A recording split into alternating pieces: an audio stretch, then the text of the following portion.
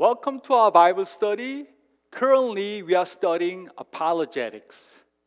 Apologetics is the religious discipline of defending religious doctrine that we believe.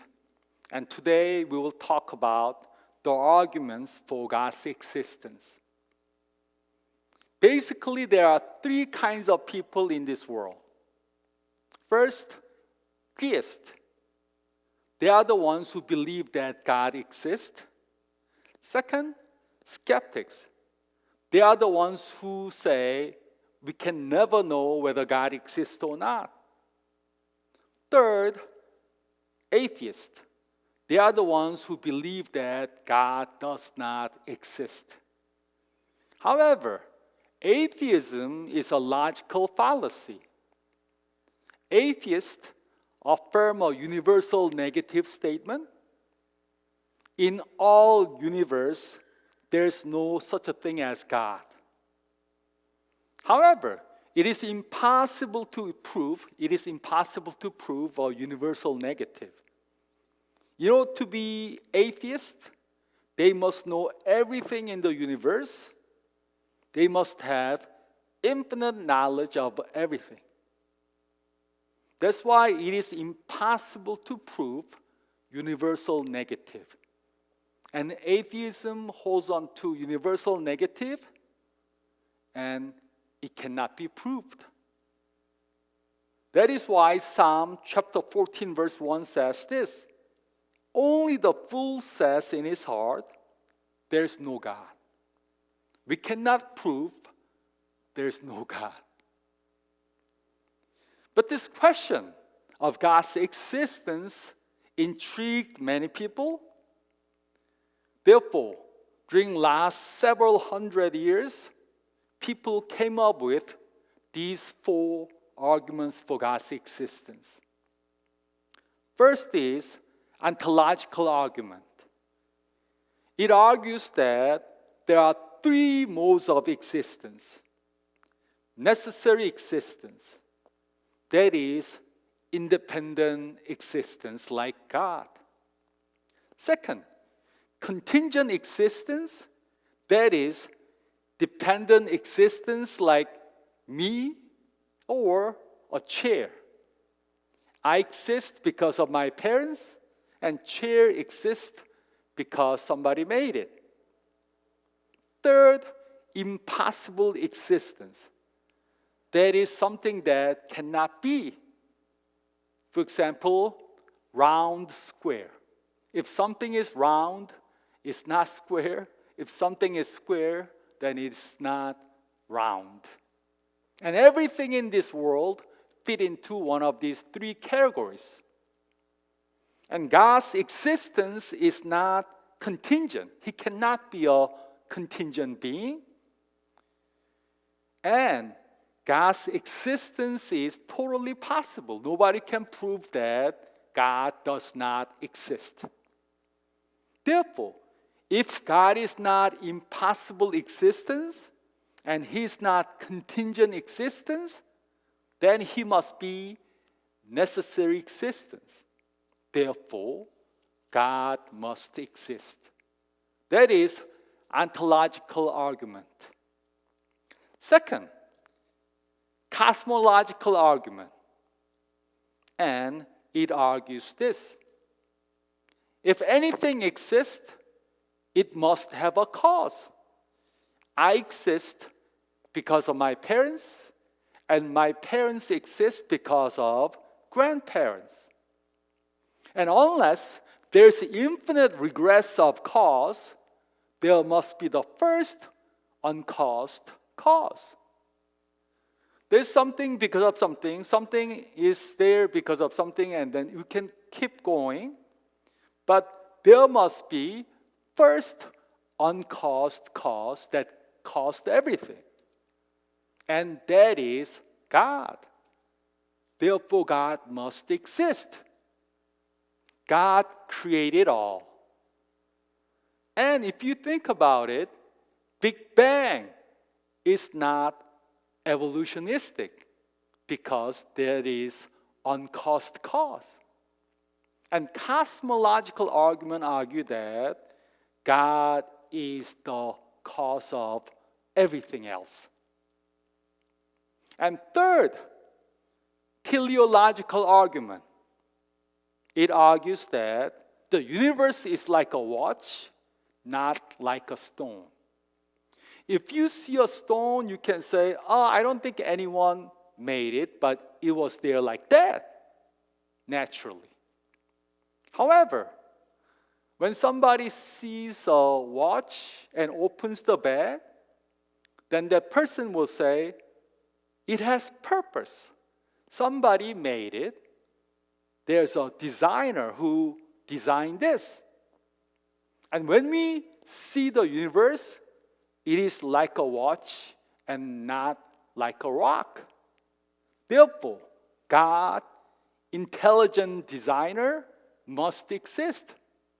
God designed everything. That is teleological argument. Fourth, moral argument. There are laws of nature and laws of human nature. Laws of nature include gravity. Laws of human nature says you should not steal. Laws of nature govern physical objects, and laws of human nature govern moral agents. The difference between the two is that physical objects must obey laws of nature, but moral agents can disobey laws of human nature. An object cannot say, I don't want to obey gravity. They must obey the laws of nature. But human beings can say, I don't want to obey moral laws and disobey human laws, these laws. However, when moral agents disobey laws of human nature, they feel real sense of guilt. When we disobey those moral laws, we feel guilty. Therefore, there are moral laws. And if there are moral laws, there must be a lawgiver. When we break moral laws, we feel guilty. It is because there is a moral lawgiver who gave us those laws. And that moral lawgiver is God, and God must exist.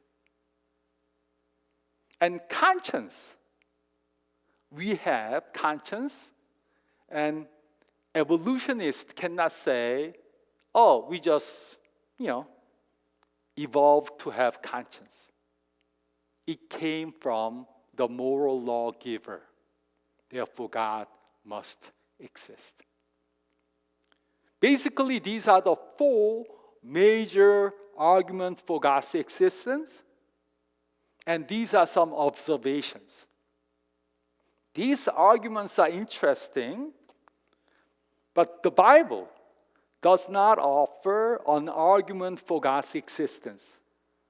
Bible is a very thick book, but in that whole Bible, there's no arguments for God's existence. Number 1, number 2, number 3, therefore God exists. Bible does not have that. There's a book in the Old Testament that somewhat talks about philosophical issues, and that is book of Job. There was a man named Job, and he was a righteous man, but God made him suffer for no good reason. And when his friends heard about it, they came to Job. And they said this to Job: God is just. You are suffering. That proves that you did something wrong. Therefore, repent.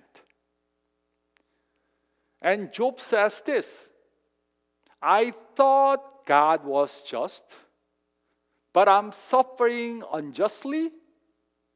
Therefore, I question God's justice. And they go back and forth for several chapters. And Job gets really irritated by his friends. And he says this, I want to talk to God. This is so unfair. I want to talk to God and I want to find out what's going on here. And to his surprise, in his grace, God actually came to Job. And when he came to Job, he asked many questions. Were you there when I created hippopotamus? Do you know how I created alligators? Do you know how I placed the stars in the universe? God asked those questions that no human being can answer. And God says this, Job, and you guys, all these friends of Job's, if you cannot answer a simple question like that, how dare you to try to answer and try to understand my justice? When God said that, Job basically said, you know what? Before I met God, before I experienced God, I had so many questions. But once I saw God, I forgot all those questions. I just repent. That's what he said. That book might be a little bit disappointing to philosophers, but it tells us very important thing. That is, we do not believe in God because of some arguments. We believe in God because we experience Him. When someone asks me, Pastor Steve, how do you know that your wife exists? I can argue this.